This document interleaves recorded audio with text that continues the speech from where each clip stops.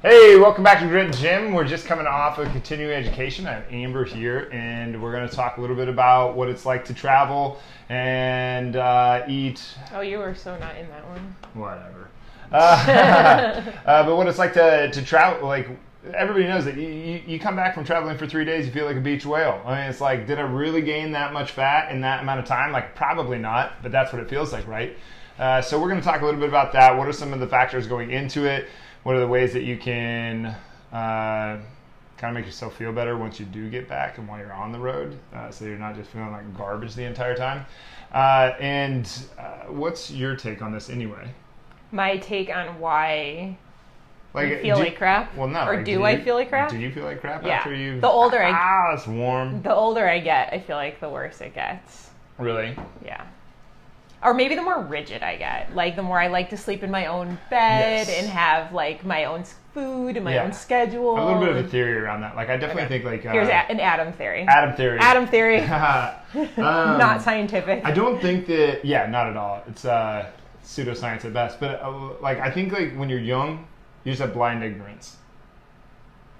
Like, it was just as painful at 33 as it was for me at 19. But at 19, I was so ignorant to the pain that I didn't really think about it. I had, like, the invincibility complex, and I was just going to go for it. I just didn't even know that I didn't know that it was hurting, so it never became a thing. Whereas, like, now I'm like, man, my knees hurt. Like, after, like, a really long day on the floor training or whatever it is, or, like, being on an airplane for, 12 hours. Like, back then it was just, like, I think you recovered a little bit faster, but at the same time, I think it was the same pain. Do you think it was just like you were more driven by fun and less by comfort when you were younger? Maybe. Like, YOLO. I never played if I played the YOLO game then, I'm definitely still playing it now. Just as dumb. But no, like you feel swollen. Like you get done and your eyes are all swollen up, your face feels swollen, you feel like you have fat face going on. You feel hungover even though you're not hungover. Yeah, you didn't drink a drop of alcohol and you still felt hungover. Like, what's a couple of them? We can talk about those. Like, a couple of the factors that go into that. I mean, the food you eat, obviously, right? Yeah, but what about the food that you eat? Like, so you aren't making your own food. You don't have a kitchen. And even though you try and do the best you can while you're out, you're not preparing it. So there's a lot of factors that go into that. I think that there is something there too. Like the whole thing of like, I swear that if the people who cook the most food, in the first year of training in Grit Gym, the people who cook their own food make more progress, even if they did cheat more. Like if they had pasta more nights and they had really fatty meals more nights, I think that there's something about the connection between cooking your own food and eating your own food and eating the food that you did cook. Well, in most places, food cost is an issue, right? So what you're unless you're going to an incredibly high-end restaurant where spare no expense, like everything's about cutting costs. So it's like crappier fillers and things, crappier oils is cooked in, like a chicken breast. That you cooked at home versus one that like was marinated in tons of garbage oil. Like, I mean, it's still a chicken breast and it's fine. Like, you should eat it. It's no big deal. But there is more. Yeah, there's more junk around it. The chicken breast that was coming from that you got in the frozen food section is probably about the exact same chicken breast that is coming from the restaurant.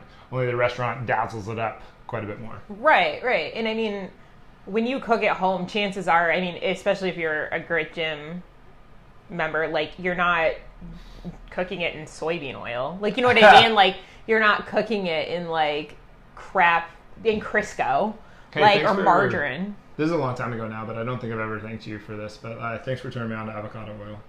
It's great, right? It's great. Avocado, right? But like most of our peeps are not. Am I right? Yeah. Most of our peeps are not cooking in that stuff. So just like those slight changes, like you get your palate changes, you get used to eating a certain way, and the little things accumulate. Yeah. We talk about this with anybody that comes in with back pain to Grit Gym. We reteach them how to tie their shoes. Not kidding you at all. And everybody laughs at us Sure. and is like, why am I learning how to retie my shoes? I've been tying my shoes for a long time. I think I know how to do it. And I'm like, that is why your back hurts. It's because you've been tying your shoes wrong. I guarantee you, if you're watching this video, you tie your shoes wrong. Are you about to? No, I'm not going. I'll do that on another video sometime. But it's simple things like that. It's like how you tie your shoes, how you actually bend down to spit the toothpaste out of your mouth. Yeah. You do it wrong. I almost guarantee you, if you have back pain, you do that wrong. Yeah, like, Simple thing, right? If you're fat, you probably do one of the things that we're going to talk about on the show. You do it wrong. You have the wrong information. yeah. I mean, so if you are just like those simple like things where you might at home have more anti-inflammatory oils and cooking things, like just like that small amount of inflammation that you're getting, it wouldn't, like if you go to a crappy restaurant once in a while, it's not going to bother you, but while you're traveling and you have all these other things going on. Because you're going to eat breakfast and lunch and dinner, and you're going to eat them all out at a restaurant. And then you're not going to have the same, your routine is going to be completely replaced. Like if you're used to eating breakfast in this like quiet little environment where you get to sip on your coffee and warm up for the day, and you go into this loud restaurant that, you know, it's like banging plates and crap all over, and everybody's around you, and you're not used to that. That's a different stressor.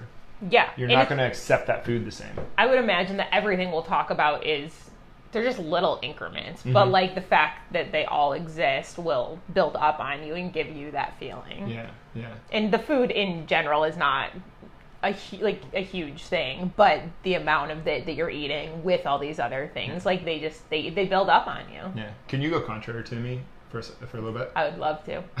Go. All right, put it on. Okay. Because like salt is something that at restaurants gets just dumped into everything that you have, right? Mm-hmm. But I always contend. I don't know if I'm going to be able to play. I might agree with you for one. Okay. So do it. Like, but unless you have but salt got demonized in like the late '90s, right? They were just like salt causes heart attacks, and it's like unless you have a hypertension or something like that, you probably don't. I don't think you need to be watching your salt. But at the same time, in this conversation, right? Hit me with some contrary. So here's the thing. You know what I'm saying? Yeah. So here's the thing. When it comes to salt, I think that people who say they don't like healthy food don't properly season their food. They got salt phobia. That's a good point. Where you're like, oh, I buy like salt-free Mrs. Dash, and I like don't salt my food. I think it's people. Do you know what I'm talking about? I know. But like, I think that like if you don't like, I don't know, a certain kind of vegetable, you don't like asparagus, you're probably not seasoning it well, or like a lot of things when you're cooking. Salt added to the cooking process really brings out the flavor. Salt added afterwards, I think, tends to give you more of that salty taste that people don't really like. So. Oh yeah, totally. You have to add it while you're cooking. You're cooking, like adding seasoning afterwards is such a. It's a waste. Like it's basically just like an afterthought. Yeah. It would have been really good to have 2 days ago, but as an afterthought, we should have done this. That's basically all it is. So I mean, in the nutrition classes, I very much do. I like if you don't like something, you're probably not seasoning it right. Mm-hmm. I do use that, but when it comes to restaurants, like I used to work in a restaurant. Like if you look at the nutrition facts on them, like the sodium content is through the roof. Yeah. Like outside of what you would be adding yourself. And there's a reason for that. They want to make their food taste really good so you come back, right? Right. Sugar and salt added to food makes it taste really good. So that's what they do in different variables. So I mean, I think that it's just kind of like there's a spectrum. Yep. And in the context of eating at a restaurant all the time, even if you are cooking at home, there is more salt added and there's more sodium added, and you will feel more bloated. Yeah. So I don't know. Is that devil's advocate? Like I'm pro salt. I was trying to say salt isn't bad for you, so yes. Yeah, I mean salt isn't bad for you. Nothing's bad for you, right? If you. I know arsenic's pretty bad for you. Yeah, food. Hemlock's pretty bad for you. But you know what I'm saying. Like it's all a spectrum, right? So like if you don't use enough salt, your food's gonna taste bland. If you don't season your food enough, your food's gonna taste bland. But if you use too much, you are gonna feel puffy. Yeah. Yeah, your eyes are going to swell up. Yeah, you're going to get that puffy feeling. Yeah. And in a restaurant, every single time, it's going to be on the more side. Yeah. Can we simplify alcohol really quick, too? Yeah, what do you want to... I always say the way I say it is there's a big difference between one glass of wine and a bottle of wine. Agreed. There's a big difference between one beer and a dozen beers. So there's a huge difference there. Yeah. So what I tell people in the nutrition groups is, in general, if you do everything right 80% of the time, you're good. Yeah, I think that alcohol just falls into that 20%. Mm-hmm. Like don't if you like love your glass of wine, like if that is something you treasure every night, you shouldn't give that up. But it's part of your 20%, you know, like you treat it like any other food and put it in the 20%. Yeah. So anything, you can eat any food in that 20%. If it only takes up 20% of your diet, and alcohol falls into that for me. Rachel's a salt fiend. She was like what, that was like a big thing for the first few like maybe 2 years of our relationship. She would like be like, I'm trying to use less salt. I'd be like, why? It's all about when you use it. Yeah. It's all about when you use it. Yeah. I think that makes the difference because it really helps with like the caramelization of meats and stuff in that process that like gives you the browning and stuff. It does play a role in that. Yeah.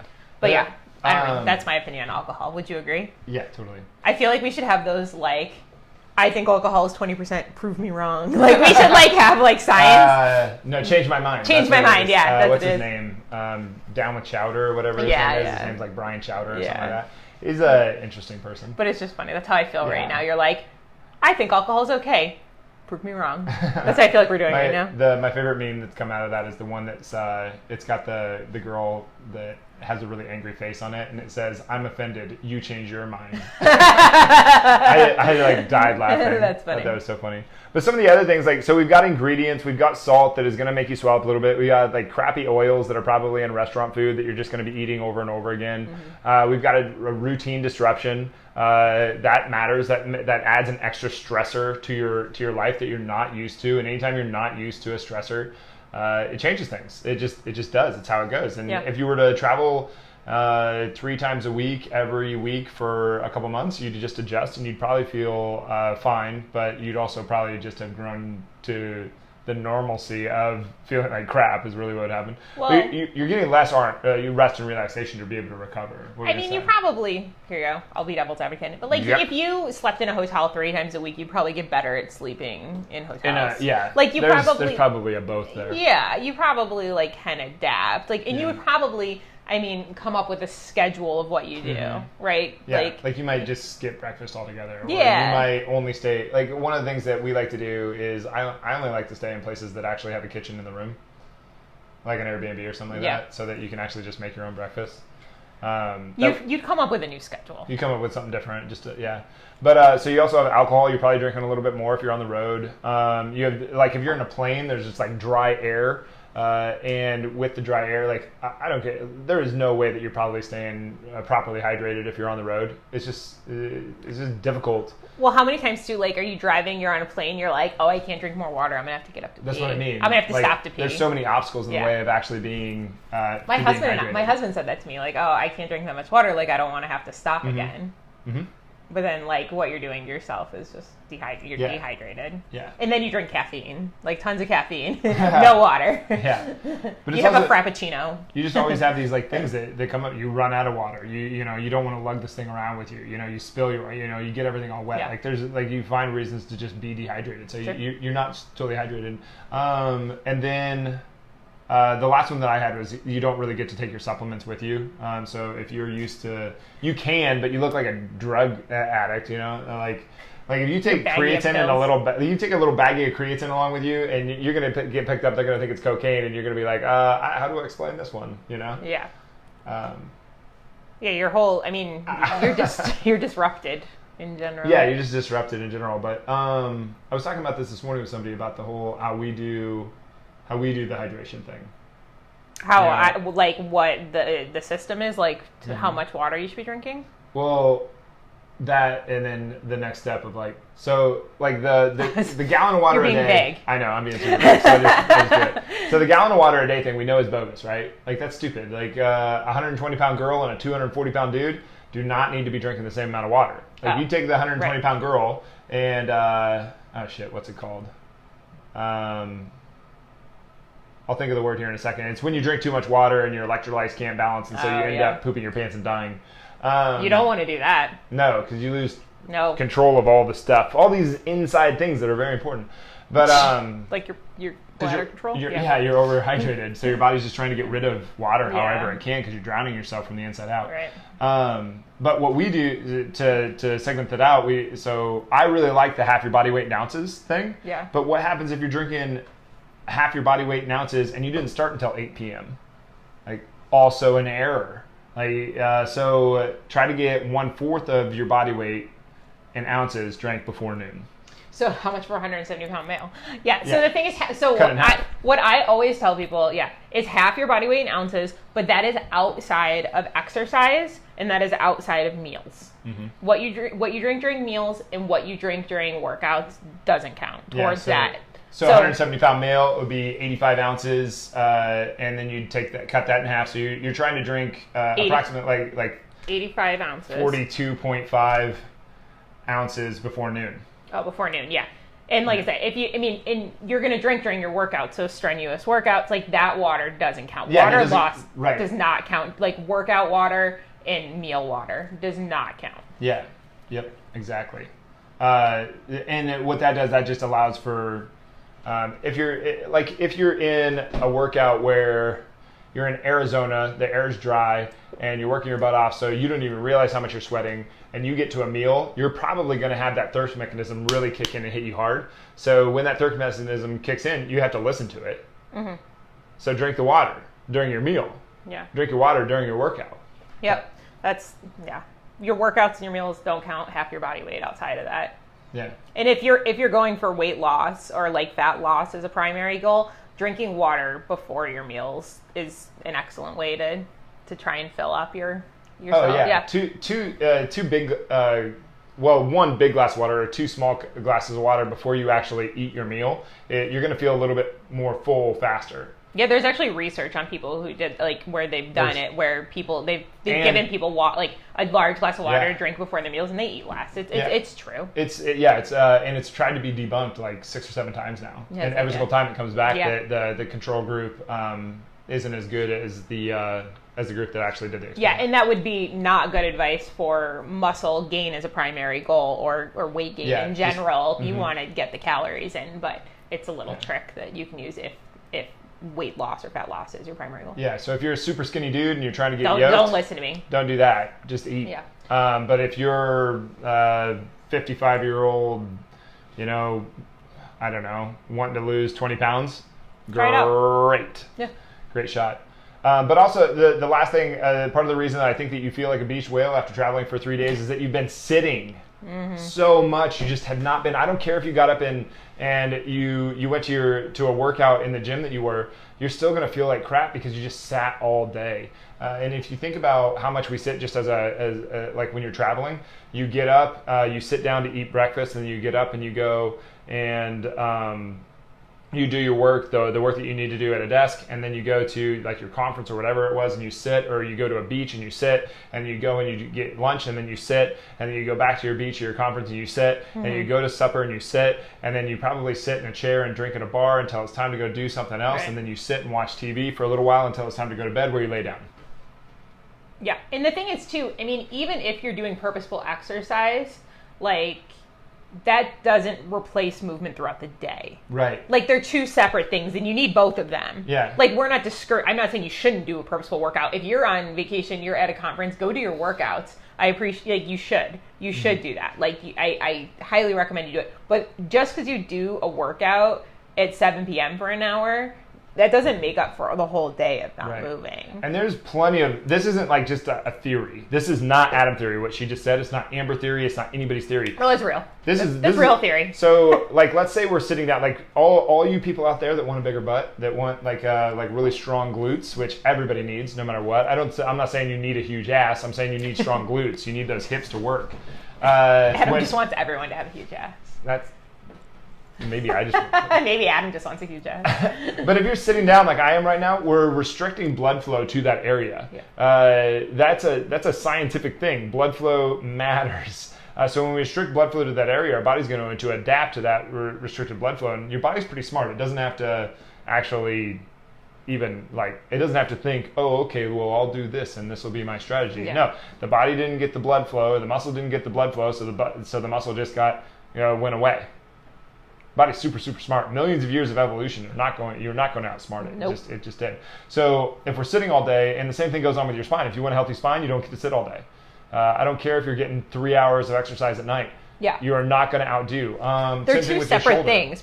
Like, you need both. Purposeful, goal-oriented, like exercise, like what we do in a gym. Mm-hmm. And then you also need movement throughout the day.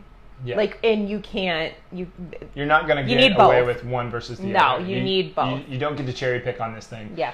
Foam rolling is the same thing. We found out that if you foam rolled 5 minutes a day versus 90 minutes a week. So if you took Friday afternoon, you rolled out for 90 minutes versus 5 minutes a day, you get more out of the 5 minutes a day.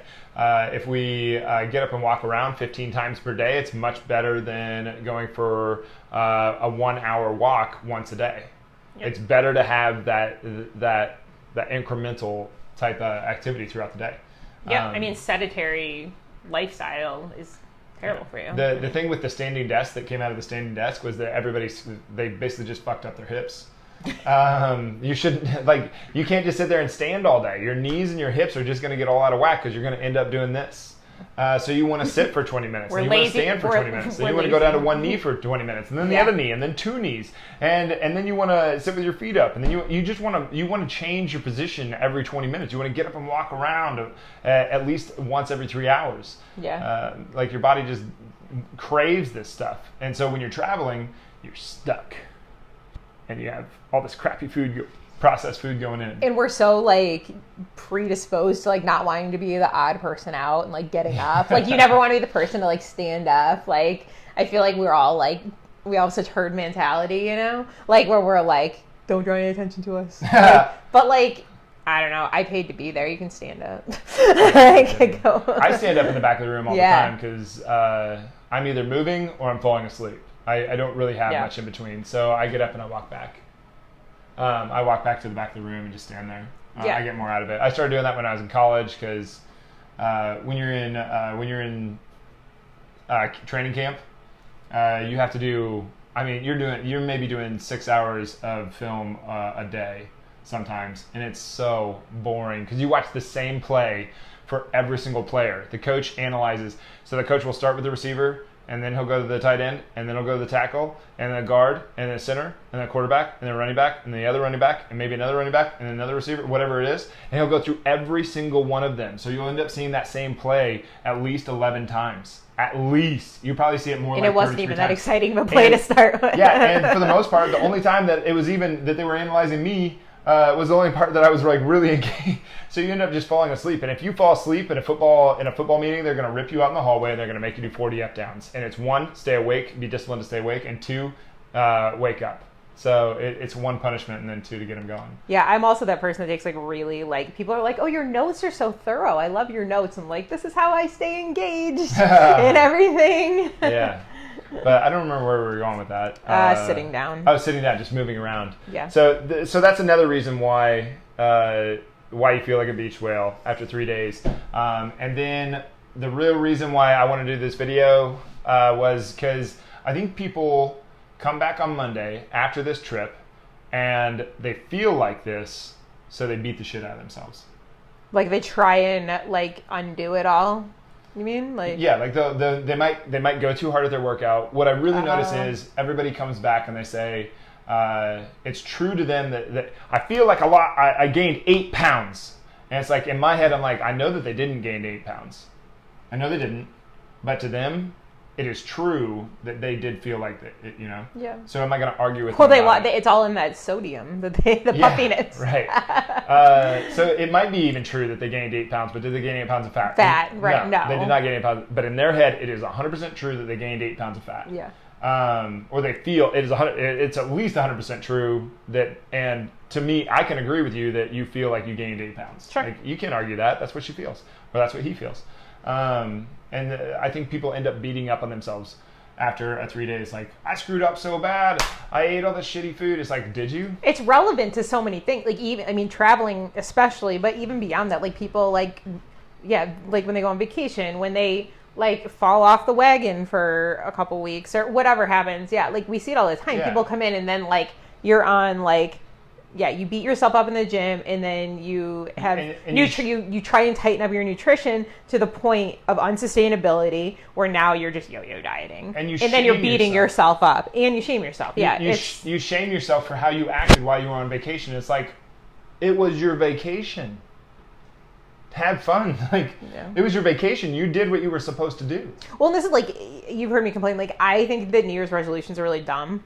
Yeah, they're just an arbitrary. But it's just like, it's an arbitrary start point. Like, any day can be your day. Yeah. Like, start, Yeah, get going. That's why we say you're one decision away from a better decision. Yeah, like, there's no, you can't undo what's happened. And it's okay to have fun, and it's okay to go on vacation and eat some ice cream. Like, and that might be an interesting topic that we should go down sometime. Like, did you make an error or not? Yeah. Like, first of all, we got to figure out, was this an error or not? Yeah. Like, going on vacation and having a few too many drinks, like, that's not life. That might not have been an error. And if it wasn't an error, then you definitely shouldn't be beating yourself up. No. But if it was an error, why are you, like, you still shouldn't be beating yourself up. What did you learn?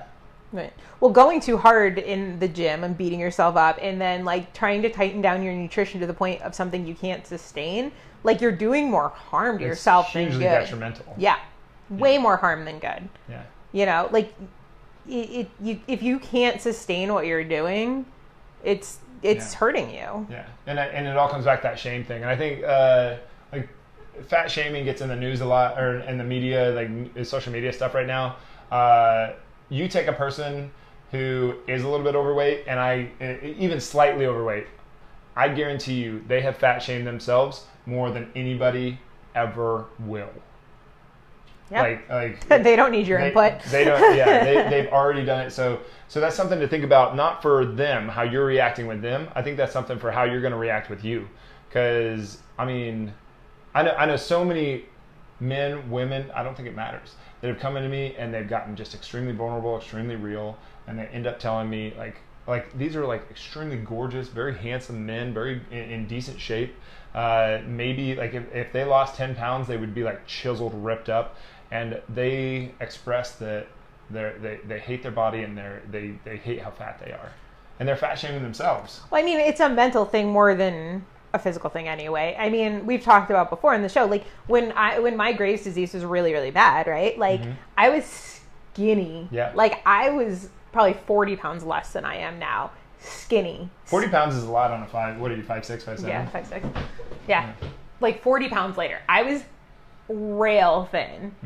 And I never, ever thought that I was. Like, in my own head, like, honest to God, I can never, like, right now, I don't feel any different. I might even feel better, quite honestly, because I was pretty sick. But, like, I never... I hope you feel better. But do you know what I mean, though? Like, but I never, like, looked in the mirror and was like, I look good. Like, I made it. Same thing, like... I'm 100 pounds, and I was never, like... I was 200... I made it, you know? What was I? I was 225 pounds at 4.5% body fat. Yeah. And I would look at myself in the mirror and be like, I'm disgusting. Yeah. Like, I can't believe I look like this. We have these ideas in our head that, like, if I just gained 15 more pounds, or I just lost 20 pounds, like, then I could love myself, or then I would be enough. Why are you putting conditions on loving yourself? But it's just like, but it's always like, we have these arbitrary goals that we think that once we reach them, everything's going to be different for us. Yeah, but everything is It's never going to be different. It's just like, if you try to run away from all your problems, wherever you stop running, those problems are still going to be there, because there you are. Wherever you go, there you are. But when I was 40 pounds lighter, I did not feel any more beautiful. I didn't feel like I could relax. I didn't feel, I felt like literally pretty much like body image wise, like physically I felt terrible, but you just get used to your own. Yeah, it becomes normal. But like from a body image perspective, I didn't feel any better. Yeah. I didn't feel any more beautiful or anything. I think people think that they're alone in this whole thing too. Yeah. Like, they're like, no, everybody else's situation is different than mine. Mine's like this and this and this. It's like, no, it's not the same thing. Well, conceptually, it's almost the exact same thing. We all think we're very unique in our pain. But like, you can like, I don't know. There's something there to explore for everybody. The whole idea, like everybody's going to beat up on their body a little bit, male, female. I know that. Well, in social media, right? Like, all you do is you compare yourself to other people, but don't compare your outsides to people's insides. Yeah, I think a lot of guys are like, no, I don't have to. I don't do that. Yeah, the bullshit. Bullshit. Yeah, it's just different. Like let go of your ego for 10 seconds Yeah. and get real. Yes, you do. Girls do it just as much as guys do it. I guarantee you. People do it. The comparison trap is no joke. Yeah, and I'm even comparing that. Comparison? Yep, I'm comparing. But I'm comparing two things right there. But or I'm trying to maybe decompare. But I also don't think that's a word. I like it. But like everybody goes through this. Like no one is exempt from this thing. Yeah. I've done this with so many different people where we sit down and have these very hard talks. And it doesn't matter if it's male or female. It doesn't matter how old you are. It doesn't matter how young you are. Everybody. Every single, maybe not like a 6-year-old because they don't even know that it's a thing yet. But yeah.